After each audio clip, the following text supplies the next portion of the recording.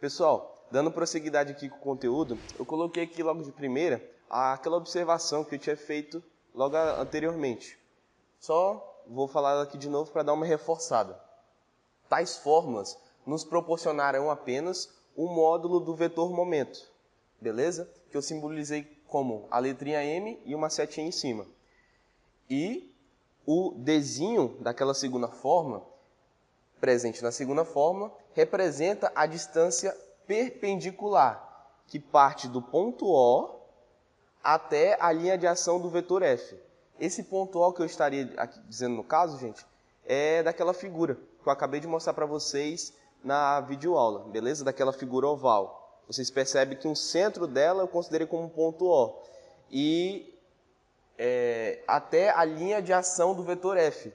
Ou seja, até o ponto de aplicação do vetor F, naquele caso. Tudo bem? Agora, eu vou mostrar para vocês um outro tópico, também bastante interessante, desse conteúdo de momento de uma força, que é o quê? É o teorema de Varignon.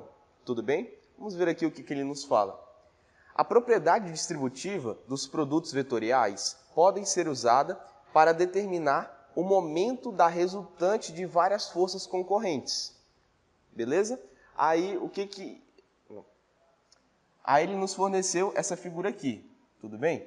Que tem um ponto A aqui, que nesse ponto A está sendo aplicada várias forças concorrentes nele. Beleza? E qual vai ser aqui no caso o vetor posição do ponto A? Aqui, o vetor posição do ponto A em relação ao ponto O é dado por esse vetor aqui, esse vetor R. Beleza? E vocês concordam comigo que esse conjunto de forças aqui, eles não me dariam uma resultante? Beleza? E olha só, se eu fizer o somatório de todas aquelas forças, dá o quê? A resultante. Então, se eu fizer o momento da resultante, ou seja, momento é igual ao quê? Ao vetor R vezes uma força, né? Intensidade de uma força. No caso, tudo isso daqui é o valor da resultante. Fazendo essa operação de o vetor R vezes F1 mais F2 mais até o Fn é igual a eu aplicar a propriedade distributiva, porque isso o produto vetorial me permite. Então, fazer isso é a mesma coisa que eu fazer isso daqui. Tudo bem? Ó, o que eu fiz ali? Apliquei a propriedade distributiva. Vetor R vezes o vetor F1 mais o vetor R vezes o vetor F2 mais vetor R vezes o vetor F3 mais vetor R vezes o vetor F4. Tudo bem? Até a quantidade de forças que eu tiver no meu caso. Pessoal, vamos agora para um outro assunto que é muito importante na hora que vamos resolver os exercícios desse tópico. Tudo bem? De momento de uma força. Então, bora lá. Componentes retangulares do momento de uma força.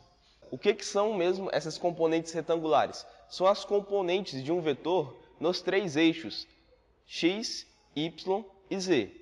Beleza? Só que nesse caso é as componentes retangulares do momento de alguma força. Tudo bem? Então vamos lá.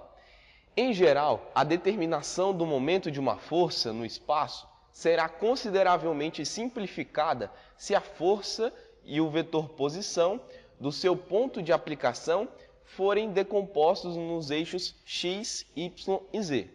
Então, o que eu acabei de falar aqui? Que o cálculo do momento vai ser simplificado se tivermos o vetor força e o vetor posição já decompostos nos eixos x, y e z. Certinho? Bom, agora, nesses passos que eu vou dar a partir de agora, vai ser os passos que você vai ter que seguir para você conseguir determinar as componentes retangulares do vetor momento. Tudo bem? Então vamos aqui para o primeiro. Primeiro passo. Determinar qual método utilizar para descobrir o vetor M, ou vetor momento. Ou pelo método da matriz, ou pela aplicação direta do produto vetorial. Tudo bem? Eu tinha mostrado para vocês aquele método da matriz, beleza? E também temos o método do produto vetorial, que é aquele método que dá uma conta bem grandona. Certo? Então você vai escolher um desses dois, aquele que você achar melhor, aquele que você se adaptar melhor. Agora, vamos aqui para o segundo passo. Determinar as componentes retangulares dos vetores R e F. Lembrando, o vetor R vai ser o quê? O vetor posição de algum ponto. E o vetor F vai ser o vetor força que você vai estar levando em consideração. Agora, para determinar o vetor posição R do ponto A em relação ao ponto B. Ou seja, como é que vamos ler esse termo aqui? É o vetor posição do ponto A em relação ao ponto B. Tudo bem? E vocês devem estar se perguntando, tá, Yugren, mas por que tem esse negócio aqui? O negócio é novo. É o seguinte, gente.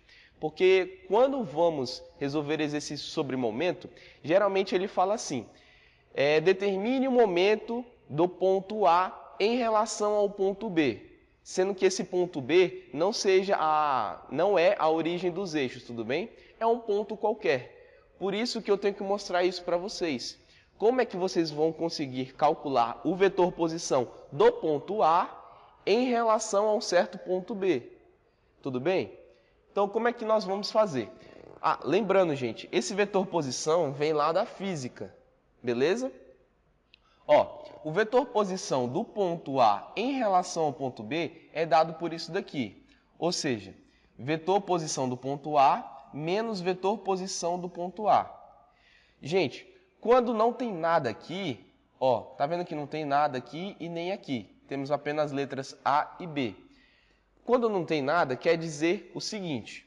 O que eu estou querendo saber com isso daqui? É o vetor posição do ponto A em relação à origem dos eixos.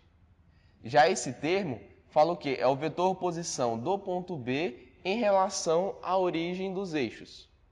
Certinho? Então vamos aqui prosseguir. Quem vai ser o vetor posição do ponto A em relação à origem dos eixos? Vai ser esse termo aqui. Vai ser o x do ponto A coordenada y do ponto A e a coordenada z do ponto A. Certo? Isso acompanhado dos vetores unitários, porque eu estou trabalhando esse termo como um vetor. Percebam a seta aqui em cima. Repetir o menos daqui de cima.